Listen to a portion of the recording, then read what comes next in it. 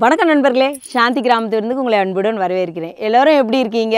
நான் நல்லா இருக்கேன். நீங்களும் நல்லா இருக்க இறைவனை வேண்டிக்கிறேன்.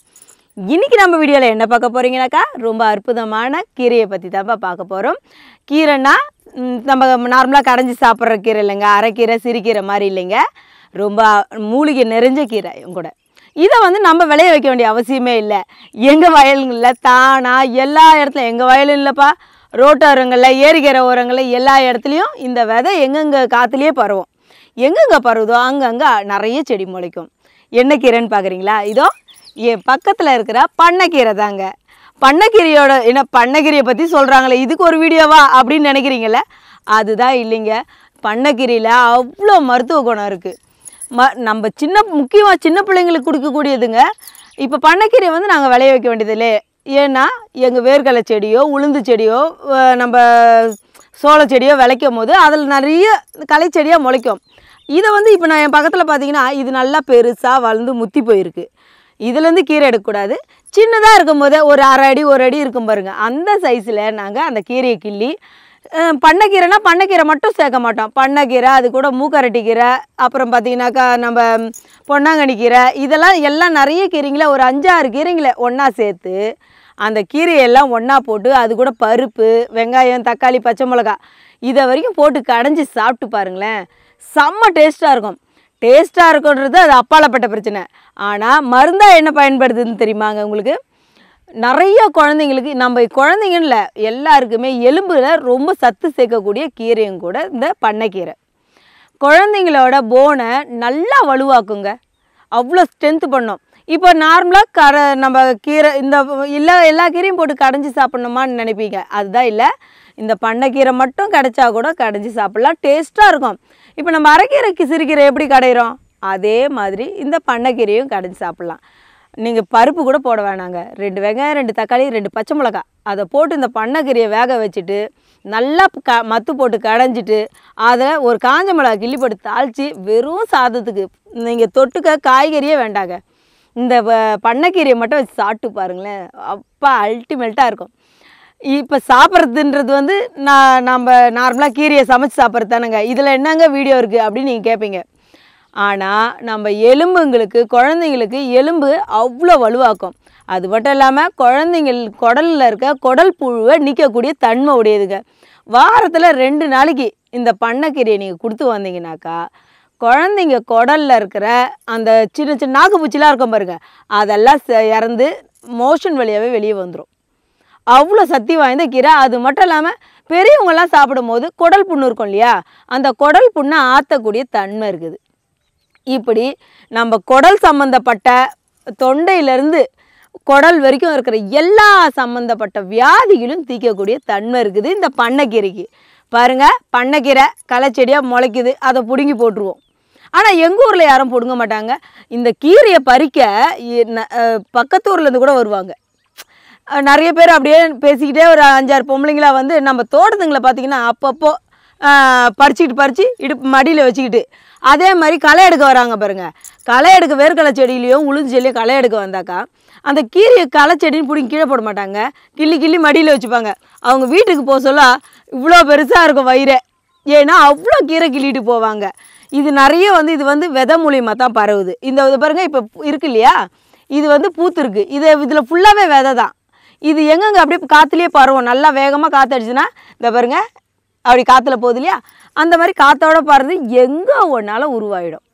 இப்போ நம்ம தோட்டத்தில் பார்த்திங்கன்னா, நம்ம கழனி வெளியில் உளுந்து செடியும் வேர்க்கடலை செடி போட்ட இடத்துல பார்த்திங்கன்னா, செடி சின்னதாக தான் இருக்க வேர்க்கடலை செடி, இவங்க தான் ஃபுல்லாகவே தெரிவாங்க. அந்த இடத்துல வேர்க்கடலை செடி இருக்க மாதிரியே தெரியாது. அறுவடை நேரத்தில் சொல்கிறேன்.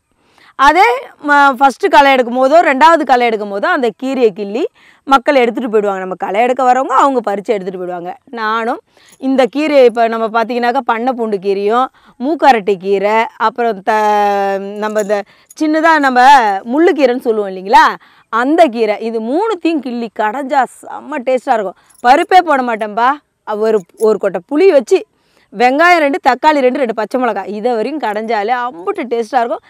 தொட்டுக்கிறதுக்கு நம்ம காய்கறியே செய்ய மாட்டேன், அப்படியே சாப்பிட்ரு. அப்படியாப்பட்ட கீரையில் இவ்வளோ மருத்துவ குணம் இருக்குது பாருங்கள். நம்ம பிள்ளைங்கள்லேருந்து பெரியவங்கள்லேருந்து வயிற்று புண்ணு ஆற்றுது, குடல் புண்ணு ஆற்றுது, குழந்தைங்களோட எலும்பை வலுவாக்குது. இவ்வளோ வியாதிக்கு மருந்தாக சாதாரண பண்ணைக்கீரை. இந்த கீரைக்கு எவ்வளோ மருத்துவம் பாருங்க. இப்போ நீங்கள் கிராமத்தில் இருக்கிறீங்க, பண்ணைக்கீரையை பறித்து சாப்பிட்றீங்க. சிட்டியில் இருக்க நாங்களாம் என்ன பண்ணுவோன்னு நிறைய பேர் சிட்டியில் இருக்கிறவங்க கேட்குறது எனக்கு தெரியுது. அப்படியாப்பட்டவங்க கூட நீங்கள் கிராம பகுதியில் இப்போ சொந்த ஊருக்கு போகாத மக்களே யாருமே இல்லை.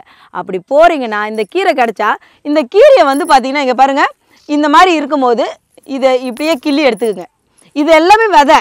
இதை எடுத்துகிட்டு போயிட்டு நம்ம மாடி தோட்டில் நீங்கள் அந்த தொட்டிங்களில் சும்மா எல்லாம் ஒரு என்ன பழமரம் இருக்கா அந்த தொட்டியில் கொஞ்சம் தூவி விடுங்க அந்த விதையை. அதே மாதிரி எல்லா தொட்டிலையும் தூவி விட்டிங்கன்னா இதுக்கு வந்து நீங்கள் தண்ணி ஊற்றியோ தனியாக மருந்து போட்டோ வளர்க்க வேண்டிய அவசியமே கிடையாது.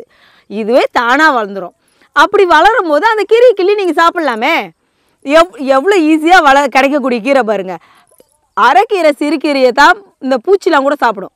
இந்த பண்ணைக்கீரையை பூச்சிங்களே சாப்பிடாதுப்பா, சூப்பராக வரும். நீங்கள் அழகாக மாடி தோட்டத்தில் விளைய வச்சு நீங்களும் சென்னையில் இருக்கிறவங்களும் இந்த கீரையை சாப்பிட்லாம். எவ்வளோ சூப்பரான செடி பாருங்களேன். அதனால தான் எங்கள் ஊரில் இந்த கீரைக்கு பண்ணை பூண்டு கீரைன்னு சொல்லுவோம். உங்கள் ஊரில் இந்த கீரைக்கு வேறு சில பல பேர், சில ஊருக்கு ஊர் மாறும் இல்லையா, சில பல பேர் இருந்தாக்கா எனக்கு கமெண்ட்டில் சொல்லுங்கள், நானும் தெரிஞ்சுக்கிறேன். இப்போ எங்கள் ஊரில் இருக்க பேருங்களை உங்களுக்கு சொல்லும் போது வீடியோ மூலிமா நீங்கள் தெரிஞ்சுக்கும் போது நீங்கள் கமெண்ட் மூலிமா சொல்லுங்கள், நானும் இந்த கீரைக்கு வேறு எதுனா பேர் இருந்தால் தெரிஞ்சுக்கிறேன். பார்த்தீங்களா பண்ணைக்கீரையில் எவ்வளோ மருத்துவ குணம் இருக்குன்ட்டு. இப்போ இந்த கீரையை பார்த்தாலோ இந்த விதையை பார்த்தாலோ இதை வந்து இந்த செடியை ஐடென்டிஃபை பண்ணுறது வந்து ரொம்ப ஈஸிங்க. இந்த பூவை பார்த்தாலே எல்லாருக்குமே தெரிஞ்சிடும். கீரை தான் நம்ம உத்து பார்க்கணும். அந்த கீரையோட மாடலேஷன் அந்த இலை எப்படி இருக்கும்னு நீங்கள் க்ளோஸ்அப்பில் காட்டிங்கன்னு சொல்லுவீங்க. அப்படிலாம் கிடையவே கிடையாது. இந்த கீரையை பொறுத்த வரைக்கும் ஒரு அரை அடி வளர்ந்துட்டாலே பூ வந்துடும். பாருங்கள் எவ்வளோ பூ இருக்குது. இது ஒரே ஒரு செடிங்க. அந்த செடி பக்கத்தில் நான் உட்காந்துட்டுருக்கேன். இப்போ இந்த பூ வந்து நீங்கள் கண்டுபிடிக்கணும்னு அவசியமே இல்லை, பார்த்தாலே தெரிஞ்சிடும். இதை எல்லாரும் பறிச்சுட்டு போங்க. முத்தல் பூவெல்லாம் பறிச்சுட்டு போயிட்டு அழகாக உங்கள் வீட்டுங்களில் மாடி தோட்டத்துலேயும் போட்டு இந்த கீரையை சாப்பிட்டு பாருங்கள். சாப்பிட்டுட்டு எல்லா பிள்ளைங்களும் நல்லா வலுவாகணும். அப்படியாப்பட்ட குழந்தைங்களுக்கு கொடுங்க. இப்போது சோர்வையாக இருக்கும் பாருங்கள், அந்த குழந்தைங்களுக்கும் கொடுக்கலாம். சோர்வையானா எப்படி சொல்கிறதுனா ரத்த சோகைன்னு சொல்லுவோம் இல்லையா, அப்படியாப்பட்ட பிள்ளைங்களுக்கு பண்ணைக்கீரையை கொடுத்தீங்கன்னாக்கா அந்த குழந்தைங்க ரொம்ப சுறுசுறுப்பாக ஆக்டிவாக ஆகிடுவாங்க. அப்படியாப்பட்ட பிள்ளைங்களுக்கும் கொடுக்கலாம். இது ரொம்ப ரொம்ப மருத்துவம் நிறைஞ்ச கீரைங்க. என்ன மக்களே, பண்ணைக்கீரையோட நன்மைகள் என்னென்னு தெரிஞ்சுக்கிட்டிங்களா? பண்ணைக்கீரையை இதுக்கு முன்னாடி பார்த்தீங்கன்னாக்கா நிறைய பேர் வந்து எல்லாருமே கிராம பகுதியில் சாப்பிடுவாங்க. இப்போ சிட்டியில் இருக்கிறவங்களும் சாப்பிட்டு பார்க்குறதுக்கு ஒரு வாய்ப்பு. எல்லோரும் சாப்பிட்டு பயனாளிங்க. இந்த வீடியோ உங்களுக்கு பிடிச்சிருந்ததுன்னா லைக் பண்ணுங்கள், ஷேர் பண்ணுங்கள், கமெண்ட் பண்ணுங்கள், மறக்காமல் சப்ஸ்கிரைப் பண்ணுங்கள், கூடவே பெல் ஐக்கனை கிளிக் பண்ணுங்கள். அப்போ தான் நாங்கள் போடுற வீடியோ உடனுக்குடன் உங்கள் பார்வைக்கு. நன்றி, வாழ்க வளமுடன். அடுத்த வீடியோவில் என்ன செடி என்ன மூலிகைன்றதை பற்றி விரிவாக விளக்கமாகவும் பார்க்கலாம். இதுதாங்க பண்ணைக்கீரை, இளங்கீரை. இப்படி இருக்கும்போது இந்த கீரையை அடித்தண்டோடு பறித்து நம்ம கீரையை வரையும் கிள்ளி சமைக்கலாம். இதில் பாருங்கள், இப்போ தான் பூ வர ஆரம்பிக்குது பாருங்கள். இந்த பூ வந்துடுச்சுன்னா இதை கீரை எடுக்க வேண்டாம், அது முத்தலாகிடும். எவ்வளோ அழகாக ஃப்ரெஷ்ஷாக இருக்குது பாருங்கள்.